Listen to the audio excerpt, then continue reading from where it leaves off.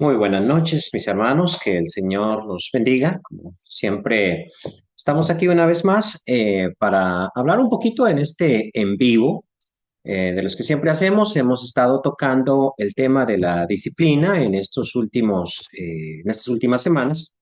Bueno, y empezamos el año ya con el mismo tema. Ya hemos dicho con anterioridad que vamos a tener varios programas relativo al tema, porque es un tema importante por una parte, y es un tema poco analizado de manera sistemática. O sea, muchos hablan de la disciplina en la iglesia, de cómo aplicarla, de varios pasajes que también vamos a estar tocando más adelante, haciendo un exégesis o explicando ciertos pasajes que están en el Nuevo Testamento con respecto a ese tema, pero es necesario ir sondeando el tema poco a poco. Por eso este es ya nuestro cuarto programa con respecto a ese tema. Los videos están guardados precisamente en mi canal de YouTube. Este también lo estará.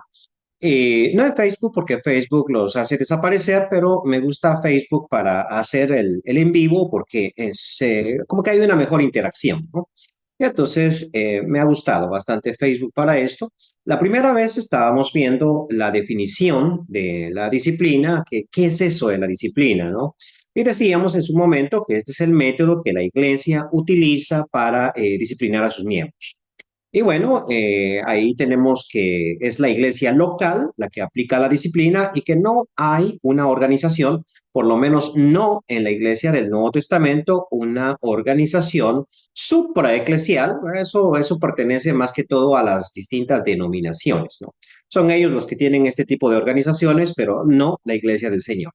Y sé que en varios lugares a veces se levantan organizaciones que tratan de imponer su autoridad sobre la iglesia local. Organizaciones como la personería jurídica, por ejemplo, en diferentes países, pero eso no debe ser, ¿verdad? La personería jurídica pertenece a asuntos legales, asuntos ante un Estado, ante un gobierno, pero no debería de ser así con respecto a las congregaciones locales. Yo sé que, por ejemplo, en ciertos países que el Estado es más fuerte, como el caso de Nicaragua, pero más que todo Cuba, a veces las personerías jurídicas toman ese rol como de una entidad que supervisa la acción de la iglesia y no debería de ser así.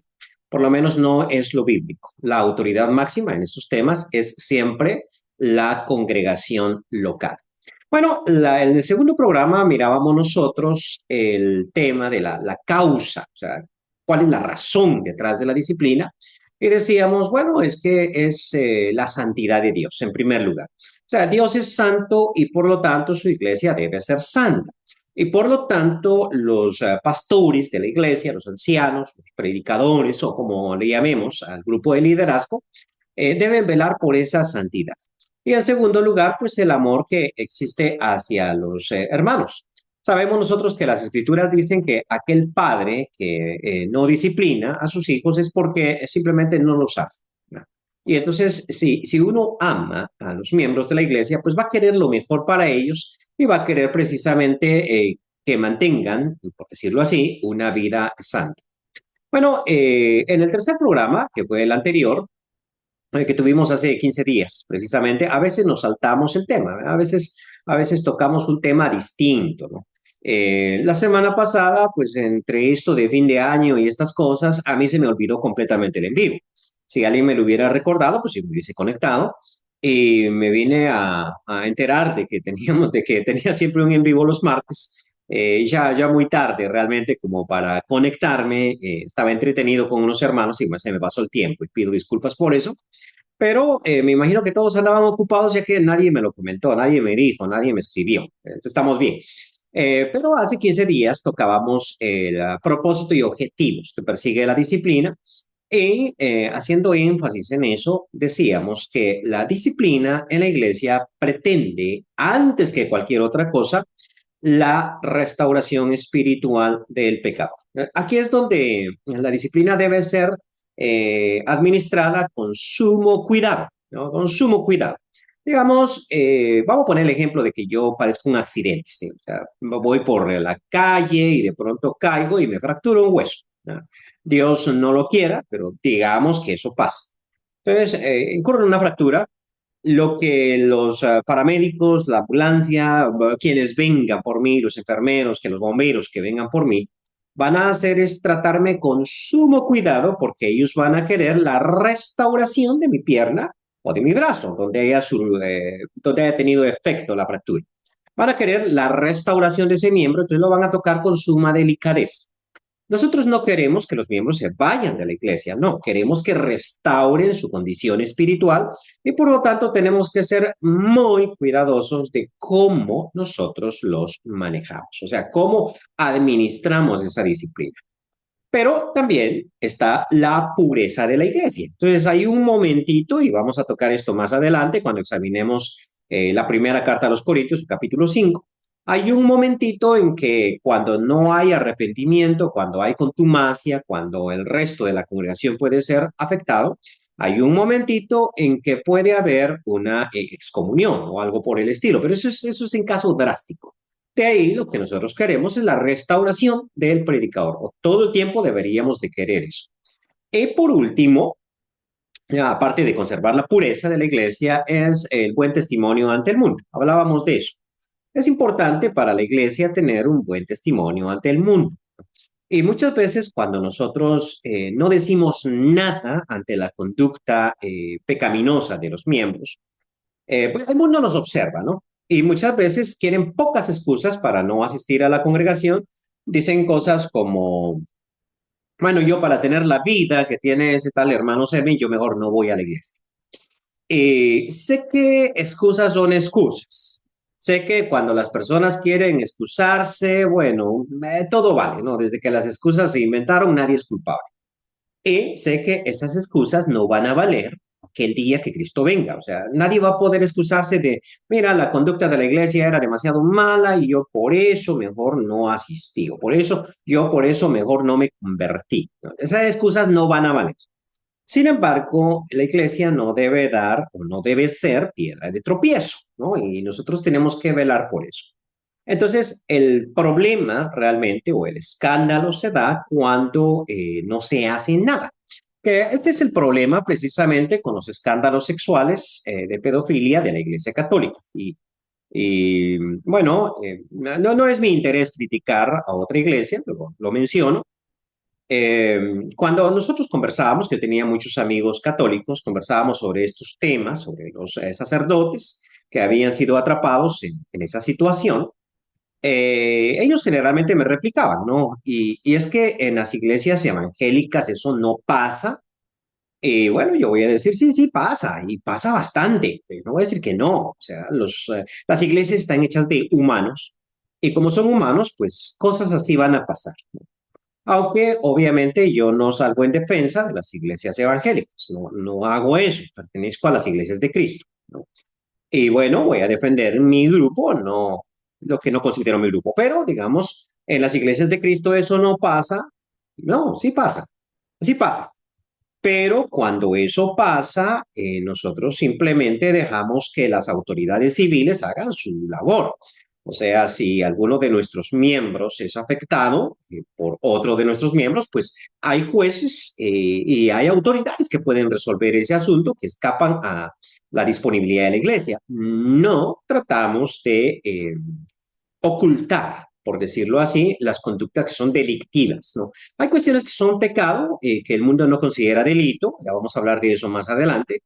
Eh, por ejemplo, ser homosexual no es un delito, por lo menos en nuestro mundo, eso no es un delito.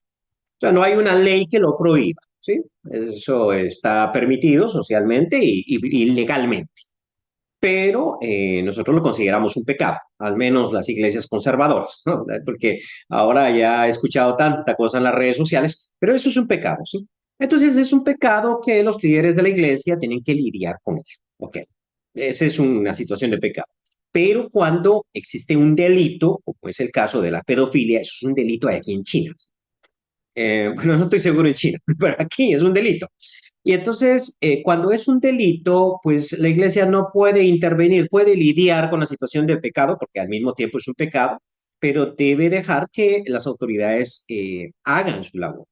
Y esto es lo que sucede con la Iglesia Católica. Entonces, el escándalo en la Iglesia Católica no es que existan estas situaciones de pecado, sino es que las altas autoridades jerárquicas, valga la redundancia, estos obispos, por ejemplo, que están a cargo de los diferentes sacerdotes, simplemente no hacen nada, sino que agarran al sacerdote y lo cambian de parroquia, ocultándolo y protegiendo. Entonces, ese es el escándalo. Y precisamente en eso es en lo que la iglesia no debe incurrir. Entonces, debe de cuidar su reputación. Pero decíamos en su momento que más importante es la restauración del pecador y más importante la pureza de la iglesia, o sea, en segundo lugar, y por último, la reputación. Jamás debemos nosotros de cuidar nuestra reputación a expensas de la condición espiritual del pecador. Esto sucedía mucho en una iglesia, me guardo el nombre, iglesia evangélica, ¿no? Iglesia que, pues donde yo era niño, donde yo crecí, ¿no? Que se daban situaciones de pecado muy graves en esa iglesia y todos nos dábamos cuenta. La gente no es boba, la gente no es tonta y nosotros nos terminábamos dando cuenta de qué pasaba ahí. Pero el misionero, el norteamericano, instaba a sus miembros a ocultar el asunto, ¿no? Y no disciplinaba a sus miembros, sino que los dejaba así, simplemente no digan nada porque tenemos que cuidar la reputación y por la reputación muchas veces ni siquiera nos interesa la situación espiritual de nuestros miembros. Esto es como el padre de familia que para cuidar la reputación de sus hijos, ¿no? Es capaz de pagar las estafas, pagar los robos para que no se hable mal de su familia y sus hijos siempre quedan como inocentes y nunca sufren las consecuencias de sus acciones. Entonces, claro, la reputación es cuidada, pero al mismo tiempo la conducta moral de los miembros de esa familia, oye, va de mal en peor. Y lo mismo puede pasar con la iglesia. Entonces, mucho cuidado con eso. El día de hoy, y ahora sí, no sé cuántas personas están viendo ya el programa, pero el día de hoy, eh, no me alcanza, tengo que salirme para poder verlo, pero el día de hoy vamos a estar tocando el tema de los diferentes tipos de disciplina. Ok, generalmente en este momento yo no toco mucha Biblia. Si ustedes se fijan, no tengo la Biblia en la mano. Eso no es muy típico de mí, pero son temas que no están en la Biblia de manera clara o en los pasajes. Simplemente estoy haciendo las diferentes observaciones porque estos temas hay que manejarlos de manera sistemática. Entonces es importante desglosar los temas, ¿no? Ahora, la Biblia me habla a mí de disciplina en varios pasajes. En ciertos pasajes, esa disciplina va a decir es una disciplina del Señor. Y esa disciplina, por ejemplo, como se maneja en la carta a los Hebreos, como se maneja en Primera de Pedro, es el sufrimiento que la iglesia está experimentando. Eso lo llama él disciplina, no es de la que estamos hablando. La disciplina de la que estamos hablando es esa que la iglesia aplica a sus miembros. No es la que el Señor nos aplica, es la que la iglesia aplica a sus miembros. Muy bien. Esa disciplina puede ser de tres tipos. Puede ser preventiva, puede ser correctiva y puede ser penitencial. Y es importante distinguir estos tres tipos. Ya paso a explicar. Preventiva, correctiva y penitencial. Bien, preventiva. Luego paso a leer los comentarios y las preguntas que ustedes hayan hecho, ¿no? Y tratar de contestarlas. Preventiva. El hermano no ha cometido un pecado, no lo ha hecho, pero obviamente lo va a hacer tarde o temprano. Más adelante, es decir, no estoy seguro si la siguiente clase me alcance para cubrir este tema tan importante como es los aspectos que la iglesia debe tener antes de aplicar la disciplina, pero en ese momento tengo que hablar de la distinción de pecados. Hay pecados que son por debilidad. ¿Eso qué significa? Que yo soy propenso a cometer ese tipo de pecados. Por ejemplo, la persona que es alcohólica va a ser propensa a emborracharse porque hay una adicción. Esto pasa con cualquier tipo de drogas, pero menciono el alcohol por ser lo más común dentro de nuestro pueblo, ¿ya? Lo más visible también. Entonces, la persona que es alcohólica siente una necesidad de beber. Entonces, el hermano que es alcohólico va a estar todo el tiempo propenso a pecar. Este pecado se llama pecado por debilidad, porque hay una propensión de parte de él. Y hay diferentes tipos de adicciones. También está la adicción sexual, por ejemplo. Entonces, las personas que padecen de estas cosas van a ser propensos a cometer ese tipo de pecados. Se llaman pecados por debilidad. A ellos, en determinado momento, la iglesia o el liderazgo puede aplicarles algún tipo de disciplina preventiva, es decir, ciertas instrucciones para que mantener por decirlo así, su buena espiritualidad. Y paso a mostrar un par de ejemplos. Digamos, si alguien es alcohólico, ok, uno tiene que ver qué es lo que lo lleva a beber, qué es lo que te lleva a beber, por qué bebes. Y a veces la persona que es alcohólica, que es un hermano que quiere salir de eso o quiere vivir una vida santa ante Dios, dice algo como, lo que pasa es que yo tengo amigos y mira, todos los días a las 5 de la tarde mis amigos pasan por la casa y me invitan y es ahí cuando yo caigo. Entonces, el liderazgo de la iglesia puede hacerle ciertas recomendaciones y esta es la disciplina preventiva. Estas recomendaciones que deben ser tomadas bastante en serio, pero obviamente hay una cosa que se llama libre albedrío. La iglesia no puede ir contra la voluntad. Es decir, te quiere ir a beber, pues vaya a beber. O sea, eso yo no se lo voy a prohibir. Y si no quiere hacer caso a mis consejos, pues ese es su problema, ¿no? Ese es un asunto distinto, pero yo sí puedo hacerle ciertas recomendaciones y esto es por la disciplina preventiva. Bien, una recomendación, por ejemplo, podría ser, fíjese que yo a las 5 de la tarde me encuentro haciendo mis visitas pastorales. Oye, paso por usted, acompáñeme, ¿no? ¿Y eso por qué? Bueno, eso es parte de la disciplina. Usted me acompaña y usted anda conmigo, usted hace las visitas conmigo y el momento de la tentación y la ocasión de la tentación, pues no existe. ¿Qué le parece? Eh, ¿Es eso disciplina? Sí, preventiva. Esto se hace muchas veces, por ejemplo, podríamos poner un caso distinto que no tiene que ver con pecado. Un hermano, una hermana que padece de la presión alta y el médico le ha recomendado caminar, por ejemplo, pero no tiene la fuerza de voluntad, no tiene la ocasión para caminar. Oye, pero a mí me gusta caminar. Entonces, oye, ¿por qué no paso por tu casa todos los días a las 6 de la tarde cuando ya hemos salido del trabajo y vamos a caminar durante una hora? Te ayudo, me acompañas. Eso es disciplina y todos los días a esa hora hacemos la misma actividad. Porque lo mismo podríamos hacer en una cuestión de pecado. O sea, déjame ser tu amigo. O, por ejemplo, la iglesia podría prohibirle a esta persona ciertas amistades.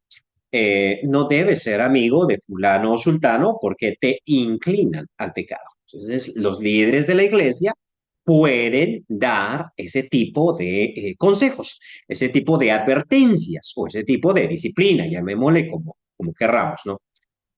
Lo mismo que un papá. O sea, un papá puede decirle a su hijo, mira, no me gusta esa compañía para ti, no me gusta esa amistad para ti. ¿Y por qué? No, pues no es porque no me gusta, es porque siento que te va a llevar por mal camino. Entonces, no me parece adecuado. ¿Ok? Y creo que la iglesia puede hacer eso, debería, en cierta instancia, hacer eso. Ahora muestro un ejemplo más puntual. Sí. Había un hermano en cierto lugar, siempre omito los nombres, que estaba casado, tenía su familia, sus hijos, y de pronto se supo que había tenido un hijo por fuera de su matrimonio, la mujer. Eso es una cuestión de pecado. Se llama adulterio, así se le llama eso. Entonces, pues la iglesia no se da cuenta en el momento, sino se da cuenta mucho tiempo después. Ok, ya está el problema, ya la esposa lo sabía, ya la esposa lo había perdonado, él se dijo arrepentido, listo. No lo vamos a dejar predicar por algún tiempo. Creo yo que eso es válido y vamos a hablar de eso. Esa es la disciplina penitencial. Ahorita estamos explicando la preventiva. Entonces, ok, listo. pero tengo que darle manutención por ese hijo, claro, claro que sí. Y este es un detalle cuando el cónyuge decide perdonar una situación de esas, está dentro de su disponibilidad, perdonar o no perdonar, pero cuando perdona debe perdonar con todas las consecuencias del caso. Es decir, la economía de la familia está siendo afectada, pero este hermano tiene que velar por ese niño. ¿Por qué? Bueno, porque el que no provee para los suyos, dice el apóstol Pablo en la segunda epístola a los tesalonicenses, ha negado la fe y es peor que un incrédulo.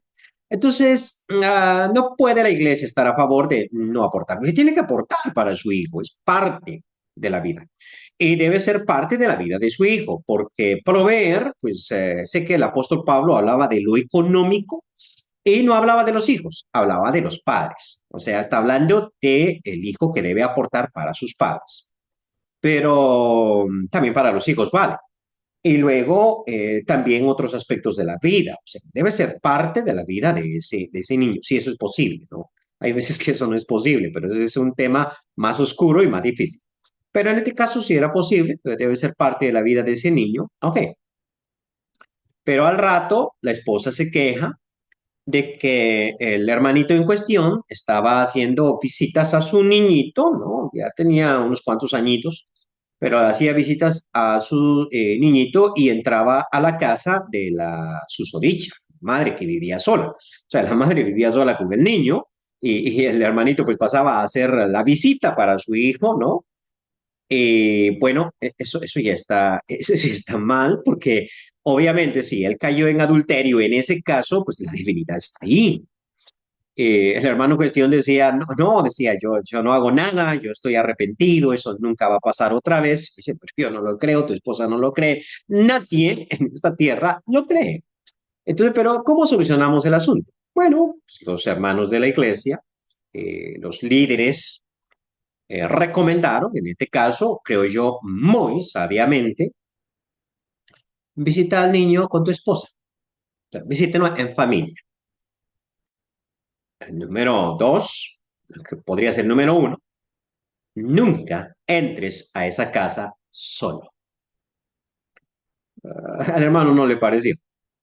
Yo no sé por qué no le pareció un consejo tan sabio como ese. Pero este es un ejemplo de la disciplina preventiva. O sea, te estamos dando una instrucción porque no queremos que ese niñito tenga un hermanito, por ejemplo. Sí, me explico en el asunto. O sea, esto es prevención. Ok. El hermano no lo quiso y todos los privilegios en la iglesia pues cesaron, obviamente, a cuenta de qué. A cuenta de que no estás obedeciendo a nuestra voz, no estás obedeciendo a lo que te estamos diciendo, lo cual es totalmente sabio. O sea, te estamos aislando de un pecado. El hermano puede decir, yo no he cometido un pecado. Ok, entonces, ¿por qué me están disciplinando? Bueno, es que no lo has cometido, no sabemos si lo has cometido, pero estás a punto de cometerlo. Esto tiene que ver con el tema de la política también. ¿Qué pasa con la política latinoamericana? Bueno, la política latinoamericana está llena de corrupción. Perdón, yo sé que algunos hermanitos, algunos, sobre todo en las iglesias evangélicas, los miembros se tiran mucho a las cuestiones políticas, ¿no? Porque cuando los hombres de Dios gobiernan, Juan dice que el mundo entero está bajo el poder del maligno, seamos claros. No voy a juzgar yo, por ejemplo, la política norteamericana, de la cual sé muy poco, pero me imagino que es igual. Pero en los países latinoamericanos en los que yo he estado, Guatemala, Honduras, Colombia, eran los tres en los que he estado bastante tiempo, la política es muy corrupta. Dudo yo, o mejor dicho, no lo dudo, estoy seguro que los hermanos que se meten en política caen en actos de corrupción. O sea, cuando un alcalde necesita gastar en campaña mucho más dinero del que va a percibir honestamente en su cargo, me pregunto, ¿cuál es el negocio? ¿Dónde está? Yo para conseguir un trabajo no voy a gastar más plata que lo que voy a conseguir en el empleo. ¿Dónde está el negocio? Y bueno, ahí va a haber corrupción, va a haber.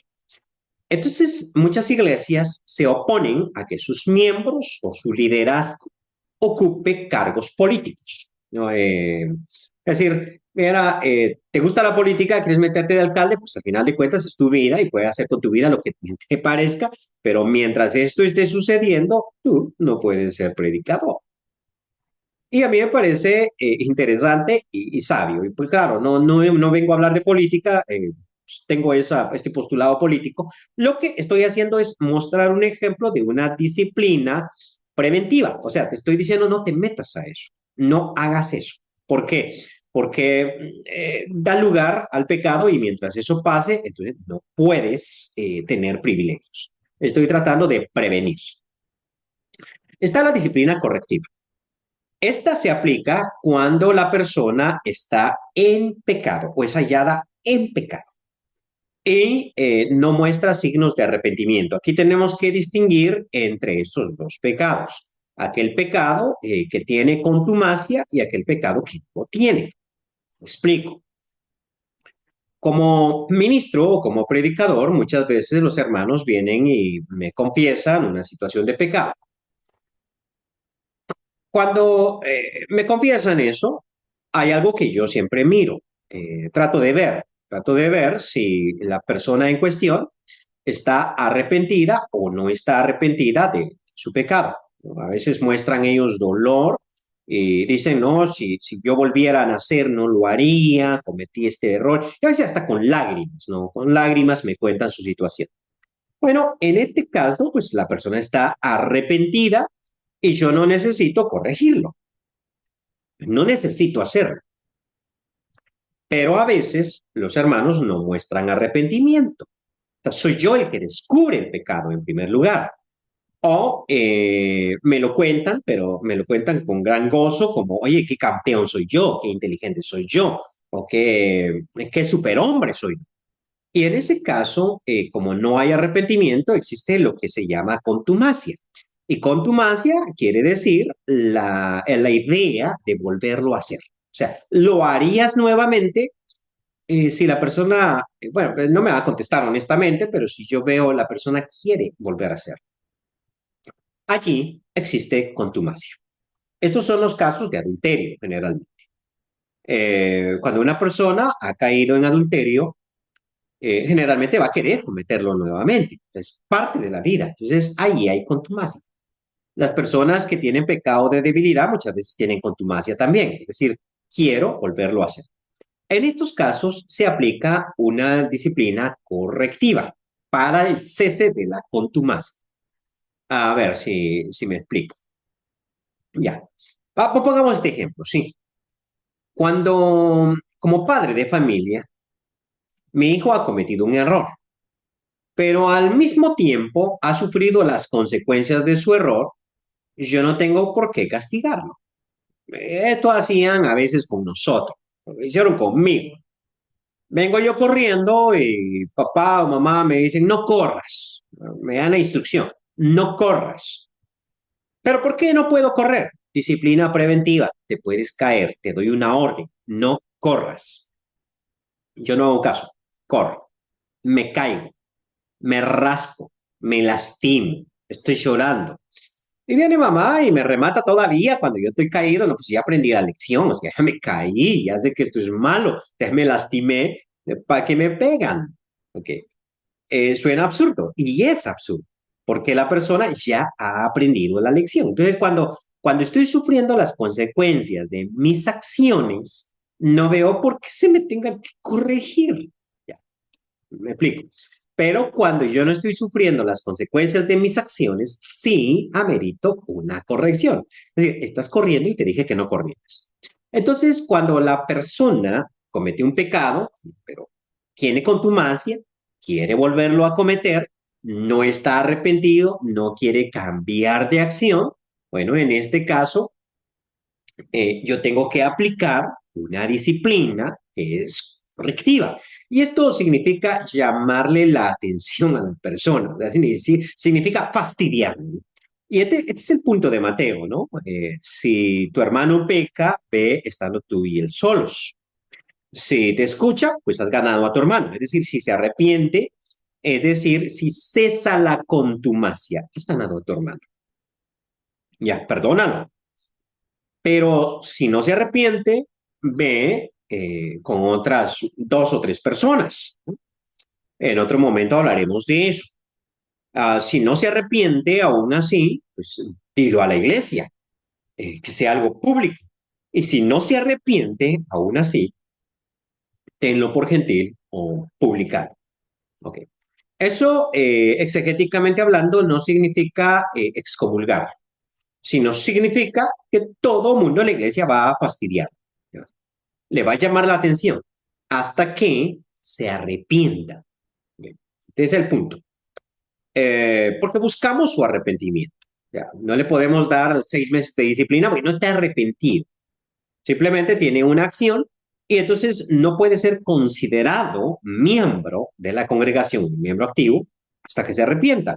Es una disciplina indefinida hasta que te arrepientas de tu acción. No pidas perdón. Bueno, no estoy tan convencido de que tengamos que humillarlo y que tenga que pasar al frente a pedir perdón a la congregación, no, pero muestra tu arrepentimiento. Muestra que estás arrepentido. Por lo menos dínoslo a nosotros aquí en secreto. Estoy arrepentido, ¿no? O que estoy arrepentida de mi pecado. Ok. Cuando la persona entonces no está arrepentida, vamos a corregirlo y esto no tiene un tiempo de caducidad. Esto significa no vamos a considerarlo un miembro, vamos a considerar que es un pecador y vamos a llamarle la atención hasta que Cristo venga. Pero cuando la persona ya se ha arrepentido, ahora entramos a una situación de disciplina penitencial. Me explico. Aquí es donde cesan los privilegios y hace que si están pensando qué texto estoy usando como base para esta situación, ya hablaremos un poquito más de eso cuando veamos los distintos textos. En ese momentito voy a hacer mención a esta clase cuarta sobre la disciplina, donde mencionamos los tipos de disciplina. Esta situación penitencial tiene que ver con un problemita. ¿Sí? Cuando nosotros, los que estamos al frente, el liderazgo, o los miembros de la congregación cometemos un pecado y este pecado es de carácter público, o sea, todo el mundo lo sabe, todo el mundo lo supo, o en determinado momento todo el mundo lo va a saber. O sea, mi alcoholismo lo van a conocer, mi adulterio se va a saber, el hijo que tuve fuera de mi matrimonio va a crecer. O sea, esto es público, sí, es público. Esto no es como la envidia, como el egoísmo, que son pecados igual de grandes que me llevan al infierno, estoy convencido de eso, pero no son pecados visibles. Estoy hablando de los escándalos públicos.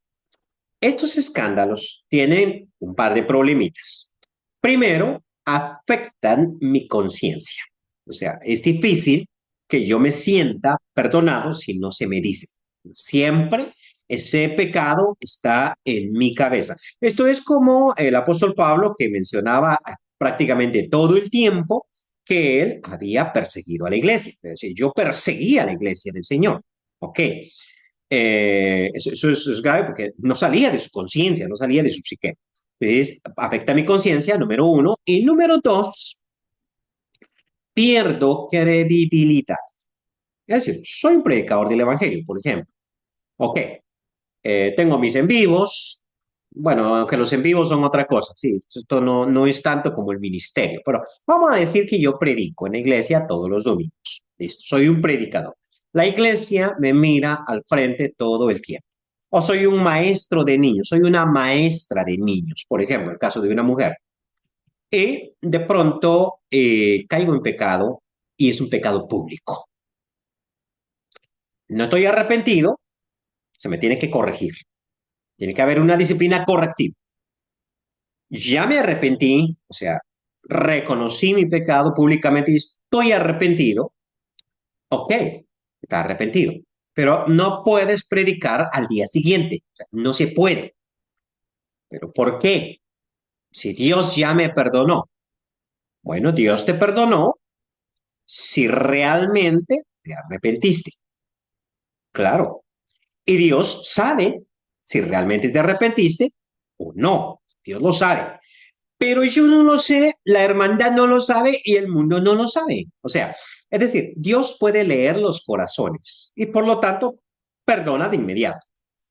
Pero yo no puedo leer los corazones. La hermandad no puede leer los corazones y lamentablemente tal persona perdió toda credibilidad.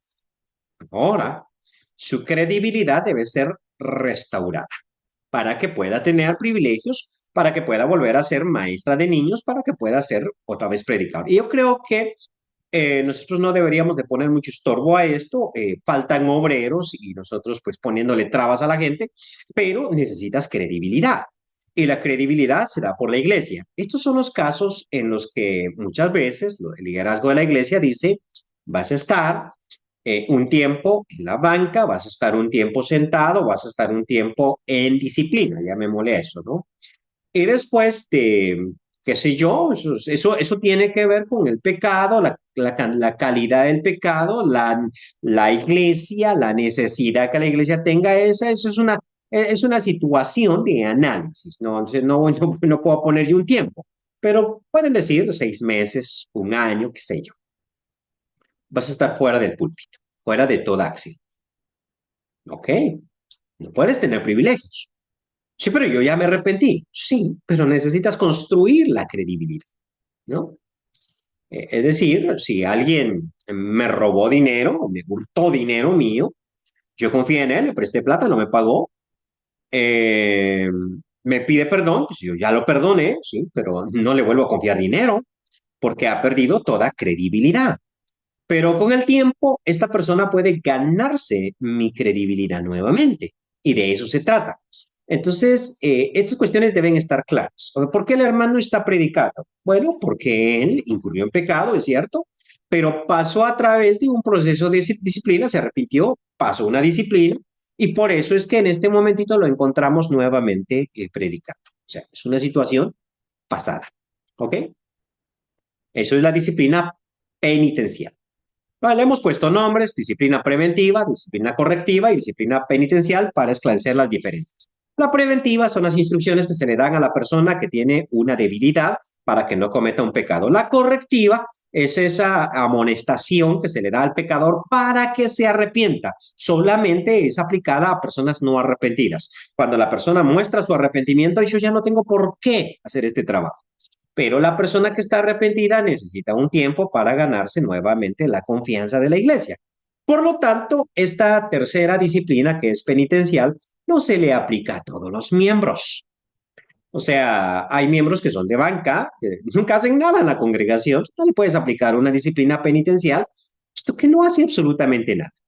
Negar las reuniones y negar la cena del Señor va en contra de la lógica.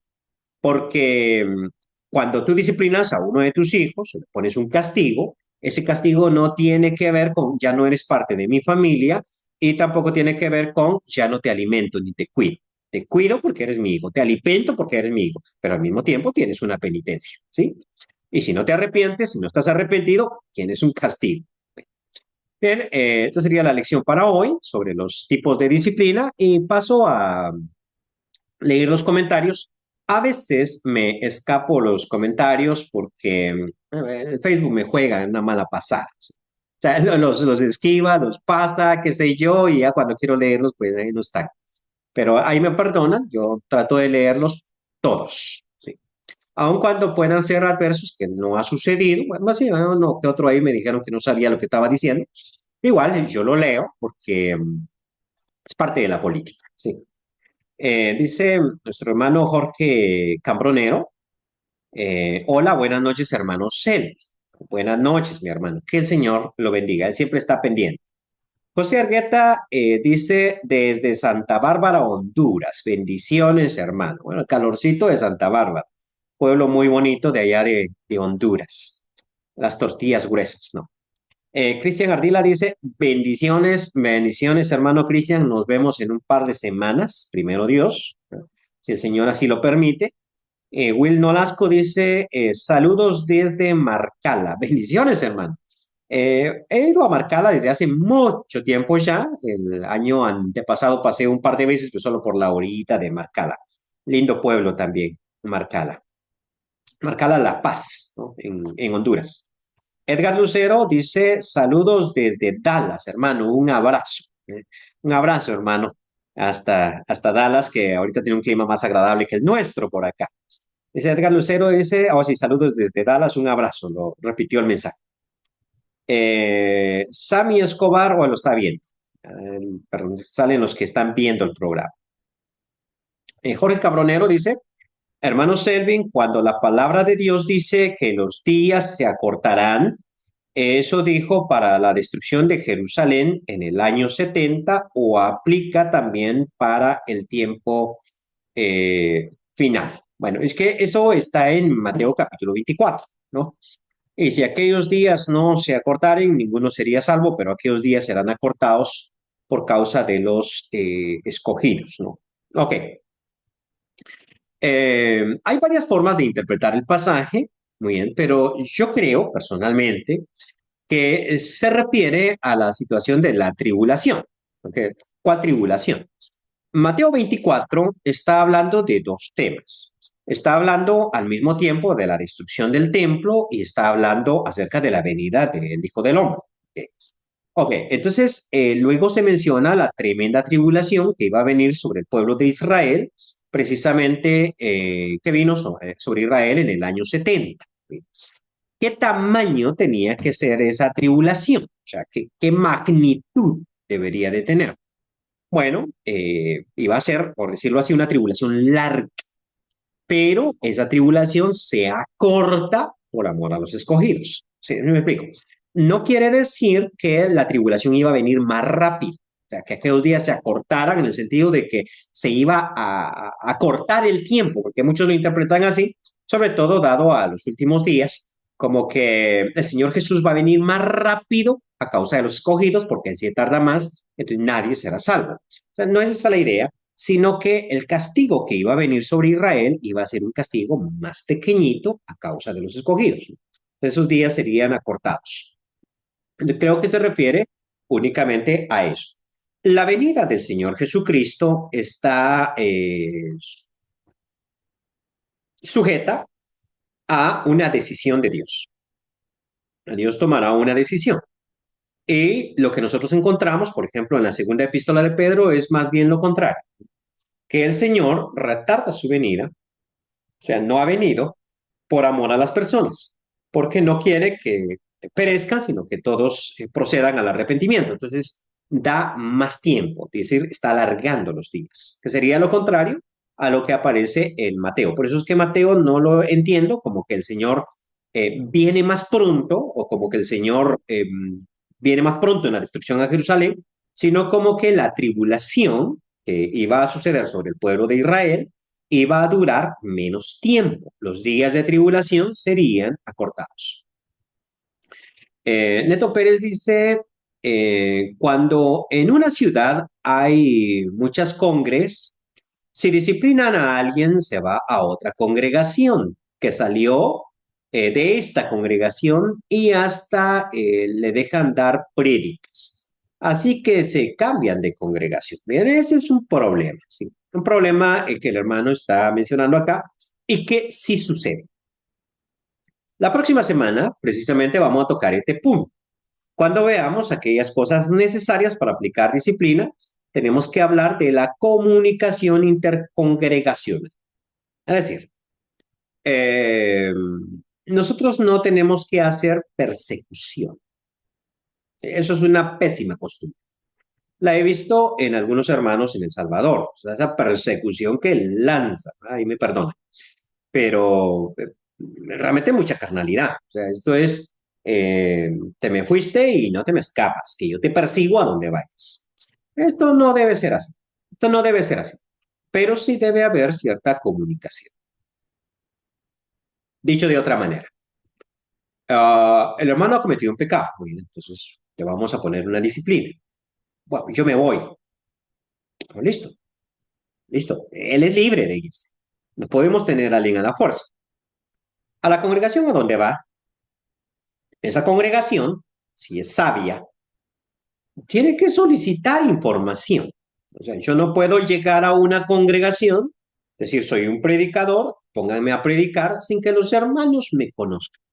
O sea, conmigo sí sucede. O sea, yo llego a una congregación, los hermanos me ponen a predicar, me conocen. Pero digamos, vamos a una congregación al norte de México, que creo que es el lugar donde yo no soy conocido. Al norte de México, llego a una congregación que yo no quiero, yo no espero que me pongan a predicar ni en un mes ni en un par de meses hasta que me conozcan y me empiecen a dar oportunidad, vamos. Pero los hermanos deberían de ser muy cuidadosos y preguntarme quién es usted, de dónde viene, de qué congregación viene, quiere predicar, cuéntenos, eh, tiene alguna recomendación, ¿no? Que esto es muy importante. Entonces, es la iglesia que recibe, la que tiene la responsabilidad de preguntar, de indagar. Pero sucede que no lo hacen y no lo hacen para su propio mal. Esto quiero mencionar. O sea, no tiene nada de malo que yo cuestione, que yo pregunte, ¿de dónde vienes, hermano? ¿De qué congregación? ¿Dónde predica quién? Antes de darte oportunidad para que prediques. ¿Por qué me puedes armar una división y una división tremenda? Para mi propio mal, si no investigo. Y yo debo investigar, debo preguntar. Ahora, la persona, la iglesia que de donde se fue, podría escribir una carta dando una información. El hermano estaba puesto en disciplina acá. Punto. ¿Nos quieren escuchar? Bien para ellos. ¿No nos quieren escuchar? Perfecto. Salvamos responsabilidad porque advertimos del asunto. No debemos montar la persecución que muchas veces se hace en diferentes iglesias. He visto mucho esta costumbre muy fea, de muy mal gusto, creo yo, digo, en El Salvador, también la he visto en Nicaragua, de muy mal gusto a mi punto de vista. ¿Sí? Pero yo creo que sí, en privado, en silencio, al predicador, mira, el hermano estaba aquí, estaba en disciplina y se fue. Allá tú. De aquí en adelante ese es tu problema. Y precisamente eso lo dijimos el primer programa. La disciplina es una acción de corrección que hace la iglesia local a sus miembros. Cuando una persona se va de la iglesia, deja en ese momentito de ser miembro de esta congregación y ya no es nuestra responsabilidad. O sea, se ha ido. Muy bien, dice Abner García, si el hermano dice estar arrepentido después que fue encontrado en pecado, muy bien, debe de dar frutos dignos de arrepentimiento. O sea, está opinando, sí. Igual pasa cuando un esposo cae en infidelidad, obtiene el perdón de su pareja, pero la confianza se ha perdido, el cual él debe restaurar a través de su buen comportamiento y no se restaura de la noche a la mañana. Pero el hermano tiene toda la razón. De hecho, había en este canal, a mí me gusta ver estos canales este era People and Arts, creo. Miraba yo esta serie. Y la serie se llamaba Infidelidad.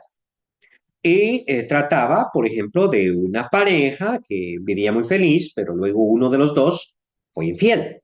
Su pareja lo descubrió y luego trataban de restaurar su matrimonio. Muy bien. La mitad del programa, tardaba media hora, contaba la historia de cómo se dio la infidelidad y cómo se encontró la infidelidad. O sea, cómo llegamos hasta el punto pico. En la segunda parte, ¿verdad? 15 o 20 minutos del programa de media hora, tenía que ver de cómo se restauró la pareja. A ver, ¿por qué? Porque, mira, una cosa es que yo esté abierto al perdón, y eso está bien. O sea, me ofendiste, yo te perdono, y debo estar dispuesto a perdonar, por ejemplo. Muy bien. Pero quiero seguir en esa situación de pareja o quiero darle el beneficio de la duda a mi hermano, muy bien. Pero esa confianza que se perdió no se restaura, como muy bien dice nuestro hermano Abner García, no se restaura de la noche a la mañana. No, o sea, eso no se puede, eso no es mágico. Eso no es como, ay, ya te perdoné, listo, borrón y cuenta nueva, porque mira que Dios cuando, y yo no sé de dónde sacamos esas ideas, ¿no? Dios cuando perdona, decimos, olvida. No sé de dónde habrán sacado eso. Dios perdonó a David por su adulterio, ¿no? con Betsabé. El profeta le dijo, tu pecado está remitido, no morirás. Ok, bueno, es perdonado, listo. Dios olvidó. Pues no, no olvidó. De hecho, le dijo al profeta el pecado que había cometido David. No lo olvidó. En la misma Biblia están revelados todos esos pecados que, de ser cierto el eslogan de cuando Dios perdona, olvida completamente, no tendríamos en la vida ninguna mención de ningún pecado de los hombres de Dios, porque igual Dios los perdonó. ¿Perdonó Jesucristo a Pedro haberlo negado? Sí, pero quedó escrito en Mateo, Marcos y Lucas, ¿no? Juan, evangelios. O sea, ahí quedó la negación de Pedro. Sí, entonces el Señor no la olvidó. Pues si lo olvidó, lo recuerda cada vez que yo leo ese pasaje en la Biblia, porque Él me escucha. El Señor no olvida. Eso no es cierto. Ahora, que el Señor te perdona porque lee tu corazón, sí. Y puede confiar plenamente en ti, sí, porque el Señor tiene una cosa que se llama omnisciencia. O sea, te conoce mejor que yo. Pero nosotros, los simples mortales, no tenemos esa cualidad. Entonces, la confianza se restaura. Hasta cuando el carro se me descompone, me dejó tirado en la calle y lo trato de componer y me deja 3 veces tirado en la calle. Recuerdo que eso pasó con un Honda Civic negrito que yo tenía, me dejaba tirado en la calle.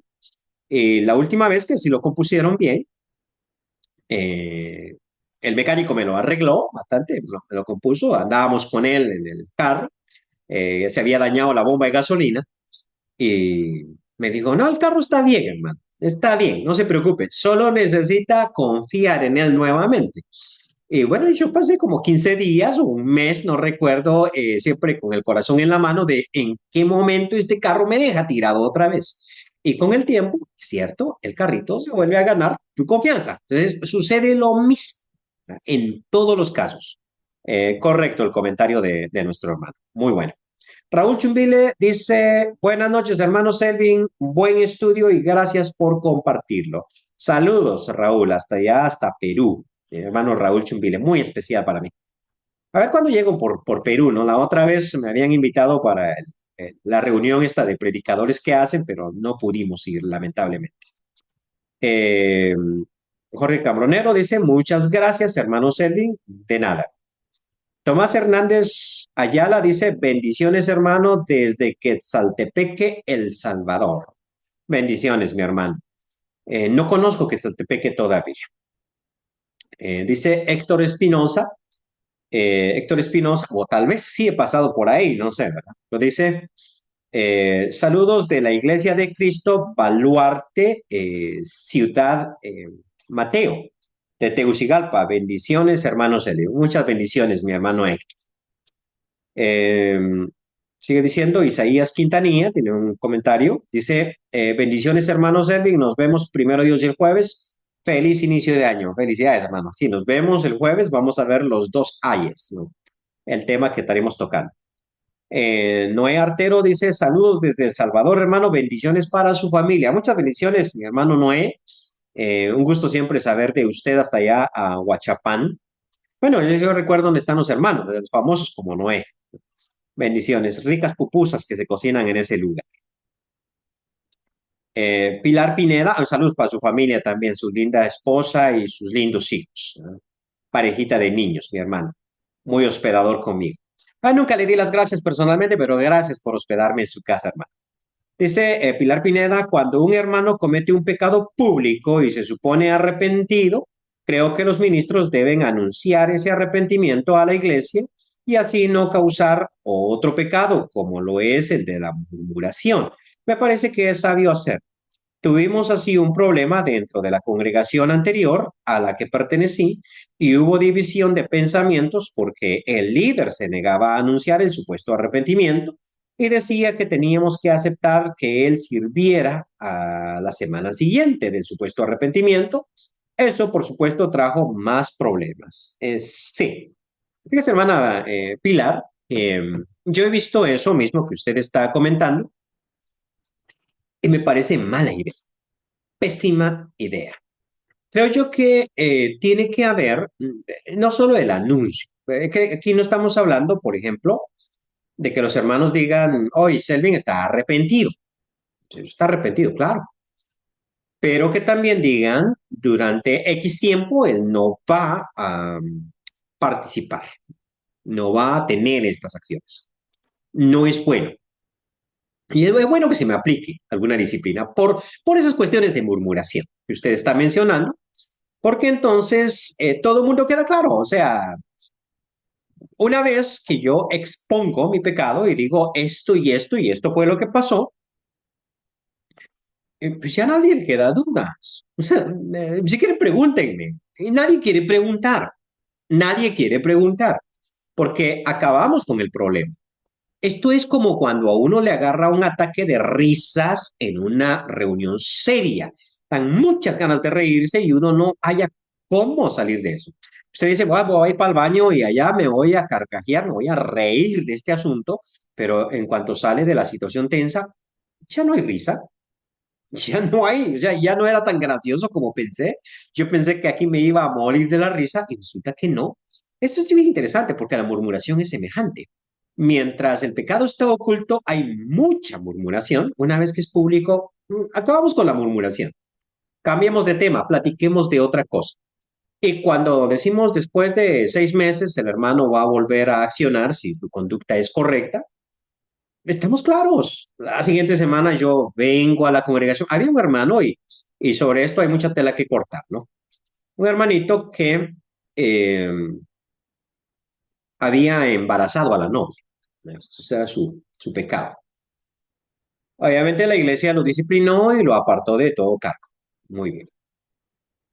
Él llegaba a la congregación todo el tiempo, ahí lo conocí. Yo nunca lo vi como predicador, siempre lo vi como un miembro común, aunque él sí evangelizaba, porque eso quedó claro, o sea, tú no puedes predicar acá, participar, pero invitar personas y evangelizar, pues eso es otro tema, ¿no? Entonces él sí invitaba y era muy activo y muy estudioso de la Biblia, así lo conocí. Pasado el tiempo, ¿no? Él organizó su matrimonio, su boda, se casó. Y no, pues a la semana siguiente de haberse casado con la hermanita, yo lo miro que está dando el estudio y veo, qué interesante y qué bien habla él en público, ¿no? Sí, sí, claro. Y yo no miré que la iglesia tuviese ningún problema porque todo estaba claro. O sea, ¿por qué estás dando el estudio? Pues porque yo ya me casé, o sea, ya arreglé mi asunto, arreglé mi problema. Ok. La iglesia pudo haber dicho un par de meses más, está bien. Fue inmediato, está bien. Se ganó la confianza, ¿no? O sea, accionó. Pero cuando no se sigue un proceso, entonces nosotros tenemos murmuración, tenemos división, tenemos problemas. Entonces, muy mal hacen los predicadores cuando dicen, oh, él está arrepentido ya que participe mañana. Y a veces ni siquiera lo queremos exponer públicamente, eso es un problema. Pero aquí quiero mencionar algo que es importante para ustedes.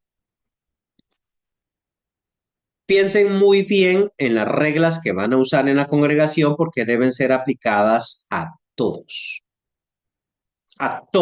sin excepción. La regla que aplicamos a un hermano debe ser aplicado a mis hijos también. Debe ser aplicado a mis hijos. O como dicen en Guatemala, o todos son hijos o todos son internados. Pero aquí todos. O todos dormimos en la cama o todos en el piso. Pero todos parejo. Y por eso es que Gálatas dice, considérate a ti mismo. O sea, considérate a ti mismo. No sea que tú también seas tentado. O sea, considérate cómo te deben tratar a ti. ¿Por qué? Porque este es el problema cuando aplicamos un tipo de disciplina a X hermano pues porque nos cae mal, porque no nos agrada, y luego pues mi hijo cae en lo mismo, pero resulta que a él no le quiero aplicar esa disciplina, o no quiero hacerlo. Debo pensar muy bien en cómo aplicar esa disciplina. ¿Ya?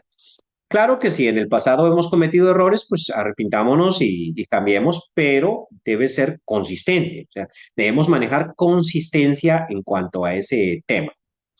Vivi Calderón dice, saludos hermanos Elvin desde Quetzaltenango. Bendiciones, mi hermana. Más bien desde la iglesia de Olintepeque, creo. Y bueno, estos son todos los comentarios que tenemos para hoy y las preguntas que tenemos para hoy. Estamos terminando de manera puntual. Son bueno, aquí donde estoy, en la costa este de Estados Unidos, pues son las 10 de la noche.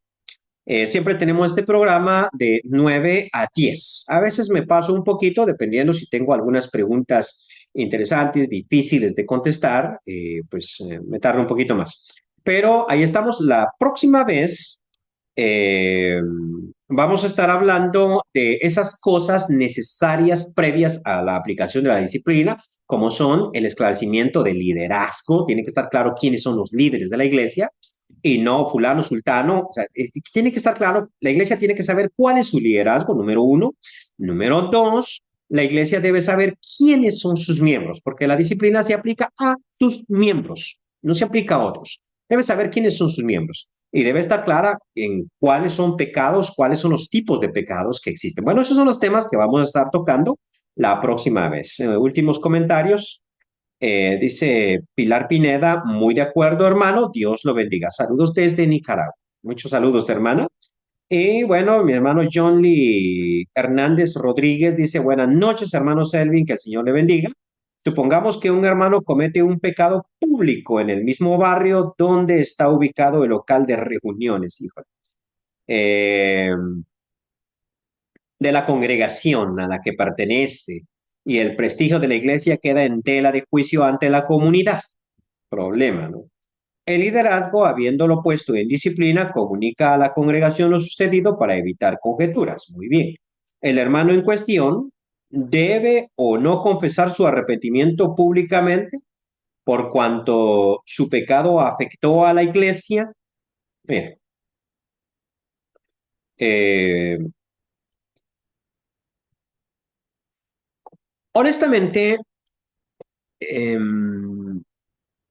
creo yo que debería, pero creo que eh, no es algo obligado. Eh, Paso a explicar, sí. Mira. A veces cuando no puedo dar una respuesta puntual es porque hay muchas ideas flotando en mi cabeza, muchas experiencias. Tengo la experiencia de un pecado bien grave en Honduras. El hermano cambió de mujer. Listo. Tenía un sostenimiento de Estados Unidos. Y pues, el hermano que lo sostenía quería una muestra de arrepentimiento, ¿ok? Del hermano en cuestión. Entonces él pasó a la iglesia a confesar su pecado, ¿no? Y a decir que estaba arrepentido. eh, con los brazos cruzados y con una actitud que mejor no hubiera pasado.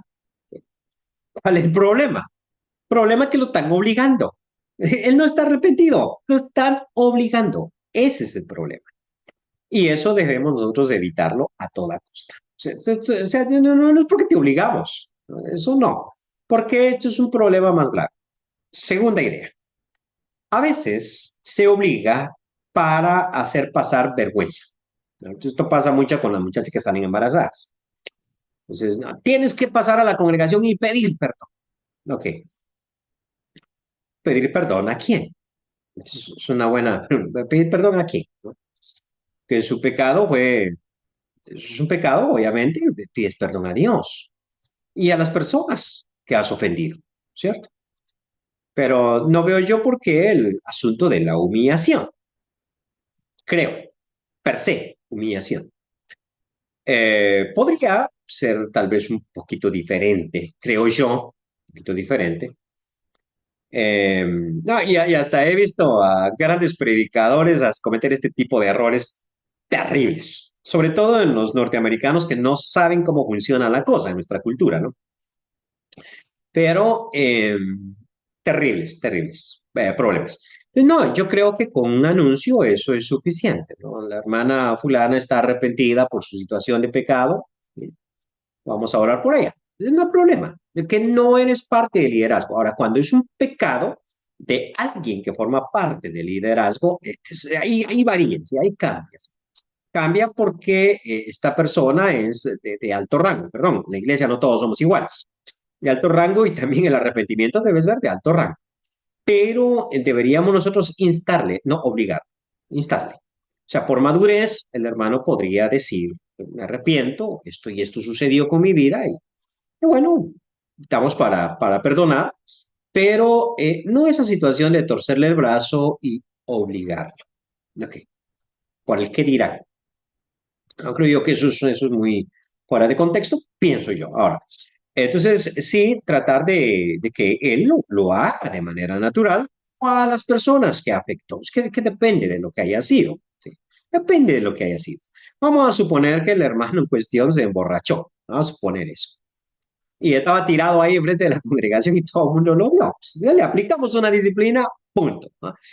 Los vecinos se van a dar cuenta, pero él no ofendió a ningún vecino, no afectó a la vecina, afectó el prestigio de la iglesia, ¿no? Está bien que la iglesia lo discipline, que pase a pedir perdón si él siente, no es que no estamos obligando ni humillando, él siente que debe, claro, cuando él pasa a pedir perdón a la congregación, se gana el respeto de la congregación. O sea, es útil para él. Pero hay que convencerlo, no hay que obligarlo una vez más. Pero a los vecinos, pues, eso es otro cuento, eso es distinto. Pero suponiendo, este fue el caso muy interesante en una iglesia en Costa Rica, donde el culto se está celebrando al mismo tiempo que está pasando una procesión católica, con todas sus bullas, sus cohetes, su música, ¿no? Y entonces un hermano en cuestión, pues sale a pedirle a los de la procesión que le bajaran el volumen. Y no, ahí tenemos el cóctel perfecto para una pelea. Entonces tenemos al hermano sin camisa. Sucedió también, sin camisa y peleando, ¿no? Sucedió también en Tegucigalpa, un hermano muy querido, que llegando a visitar a la casa de una hermana, pues se encuentra con unos testigos de Jehová que estaban visitando a la hermana y empezaron a discutir y la discusión subió a tal nivel que se agarraron a los golpes, ¿no? Pues es un mal testimonio para la iglesia, eso es terrible. Y ahí sí hemos ofendido a X persona a quien por prestigio de la congregación deberíamos de pedirle perdón. Entonces, vamos de caso a caso. O sea, cada caso es distinto. Entonces, dependiendo del pecado del que estemos hablando.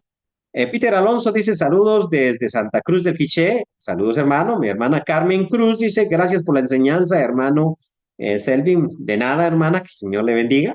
Benjamín Matul dice saludos, hermano, desde Villanueva. Saludos, mi hermano Benjamín, que el Señor lo bendiga. Hemos coincidido en varias reuniones, en varios lugares, hermano. Excelente predicador.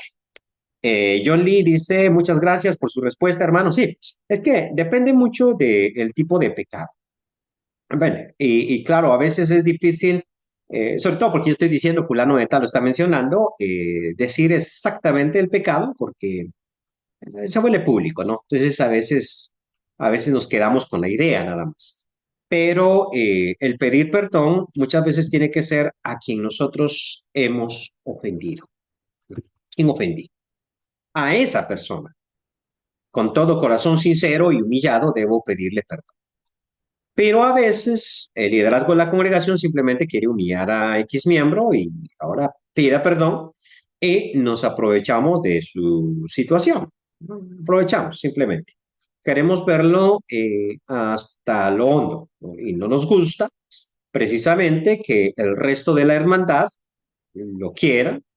Nosotros simplemente queremos lanzarle una persecución. Y esto ha sucedido muchas veces, o sea, muchas veces, y es de muy mal gusto. Pero bueno, el Señor conoce los corazones y el Señor sabe, y en aquel día sabrá a quién recompensará de acuerdo a sus obras. Bien, esto es todo por hoy. Y a mi tía, María Castro, dice, mi hermana María, dice, saludos, profe, Dios le bendiga, saludos, hermana. Y acá hay mensajes. Emma Monterroso, mi tía, dice, saludos y bendiciones, querido Selvin, gracias, hermana. Hugo Rivera dice, hay predicadores que obligan a hacer las cosas por capricho. Pues sí, eso es lo que estamos diciendo, ¿ah? Exactamente, por capricho. Y Cristian Luis dice, saludos, hermano, desde Cuatro Caminos, San Cristóbal, Totonicapán. Que el Señor le bendiga, hermano. Muy bonito haber estado con ustedes este fin de año. Estuvimos dando un seminario sobre este mismo tema, precisamente, bien prolongado y gracias a Dios por todos los hermanos me regalaron una computadora, una laptop, que es precisamente la que estoy usando para este programa. No se olvidan los hermanos de mí y yo no me olvido de ellos. Bien, hermanos, esto es todo por hoy. Que el Señor los bendiga grandemente. Nos vemos la próxima semana a esta misma hora con el siguiente capítulo de esta temática, a no ser que alguna pregunta interesante surja y tengamos que hacer un pequeño receso con un tema distinto.